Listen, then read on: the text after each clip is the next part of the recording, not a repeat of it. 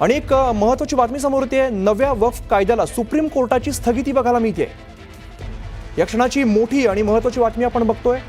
नव्या वक्फ कायद्याला सुप्रीम कोर्टाची स्थगिती बघायला मिळते। या क्षणाची मोठी बातमी समोर येते। वक्फ कायद्यासंदर्भातली बातमी समोर येते। नव्या वक्फ कायद्याला सुप्रीम कोर्टाने स्थगिती दिली आहे। या संदर्भातला अधिकचा काय तपशील आहे हे पाहणं आता महत्त्वाचं असणार आहे। नव्या वक्फ कायद्याला सुप्रीम कोर्टाची स्थगिती बघायला मिळते। नव्या वक्फ कायद्याला अनेक लोकांनी विरोध केलेला होता, अनेक संघटनांनी विरोध केलेला होता। सध्या नव्या वक्फ कायद्याला सुप्रीम कोर्टाची स्थगिती बघायला मिळते। या संदर्भातला नेमका तपशील काय समोर येतो हे पाहणं सुद्धा महत्त्वाचं असणार आहे। या क्षणाची मोठी आणि महत्त्वाची बातमी सध्या समोर येते। नव्या वक्फ कायद्याला सुप्रीम कोर्टाची स्थगिती आलेली आहे।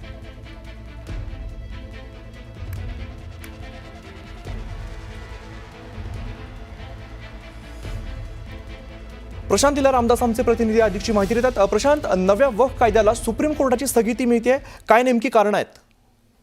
बरोबर, अंतरिम आदेश सुप्रीम कोर्टाने दिलेला आहे। त्यामध्ये त्यांनी सांगितलंय की सॉलिसिटर जनरल जे आहे त्यांना आगामी 7 दिवसामध्ये या संदर्भात उत्तर द्यायचं आहे। सोबत त्यांनी हे स्पष्ट केलं आहे की जी धारा 9 आणि धारा 14 आहे यामध्ये कुठल्याही प्रकारची नियुक्ती करण्यात येऊ नये। त्यामध्ये जी चर्चा अशी होती की साधारणतः जर बघितलं आपण तर यामध्ये मुस्लिम सदस्यांची नियुक्ती, मुस्लिम सदस्य जे आहेत त्यांच्यासोबत हिंदू सदस्य देखील नियुक्ती करण्यात यावी अशा प्रकारची जी तरतूद करण्यात आली होती ती तरतूद या परिषदेच्या अंतर्गत आणि बोर्डच्या अंतर्गत होती। ती नियुक्ती आता केल्या जाऊ नये असं स्पष्ट करण्यात आलं आहे। आणि आगामी सुनावणीपर्यंत वक्फमध्ये कुठल्याही प्रकारची अधिसूचना किंवा कुठल्या प्रकारची पंजीकृत प्रती देऊ नये आणि डी नोटिफिकेशन जे देखील आहे ते देखील देण्यात येऊ नये अशा प्रकारचा स्पष्ट आदेश हा सुप्रीम कोर्टाने दिलेला आहे। आणि हे स्पष्ट केलं आहे की भारत सरन्यायाधीशांनी स्पष्ट केलं आहे की दोन्ही पद्धतीने जे नोडल कन्सल्ट आहे ते देखील नियुक्त करण्याच्या संदर्भातल्या सूचना देण्यात आलेल्या आहेत। त्यामुळे एक मोठा धक्का केंद्र सरकारला मानावा लागेल। आणि त्यांनी म्हटलंय की ज्या 5 रीट याचिका ज्या प्रामुख्याने दाखल झाल्या होत्या